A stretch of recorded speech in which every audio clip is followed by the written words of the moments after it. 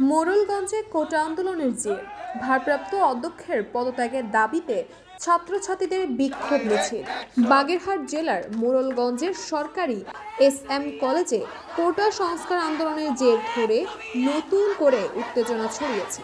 কোটা আন্দোলনের সময় কলেজের ভারপ্রাপ্ত অধ্যক্ষ সরাসরি সরকার পক্ষ নিয়ে ছাত্রছাত্রীদের বিভিন্নভাবে হুমকি দেওয়ার অভিযোগ ওঠে। এই ঘটনা নিয়ে কলেজের ছাত্রছাত্রীদের মধ্যে গভীর ক্ষোভ সৃষ্টি হয়।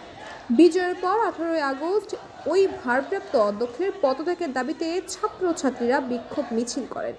বিক্ষোভকারীরা কলেজ ক্যাম্পাস থেকে শুরু করে শহরের প্রধান সড়কগুলোতে মিছিল করে। মিছিলের সময় শিক্ষার্থীরা অধ্যক্ষের পদত্যাগ চায় এবং শিক্ষার পরিবেশ ফিরিয়ে আনুন ইত্যাদি স্লোগান দেয়। মিছিল শেষে কলেজের প্রশাসনিক ভবনে কলেজ কর্তৃপক্ষের সাথে ছোট আকারে আলোচনা হয় এবং যেখানে শিক্ষার্থীরা তাদের দাবির কথা পুনরায় তুলে ধরেন এবং অধ্যক্ষের দ্রুত পদত্যাগের দাবি জানান। শিক্ষার্থীরা জানায় তাদের দাবি পূরণ না হলে তারা আরও বৃহৎ আন্দোলনের কর্মসূচি ঘোষণা করবে। এই ঘটনাকে কেন্দ্র করে মোড়েলগঞ্জে শিক্ষা মহলে ব্যাপক চাঞ্চল্য সৃষ্টি হয়েছে এবং অনেকে ওই ঘটনা সুষ্ঠুভাবে সমাধানের দাবি জানিয়েছে।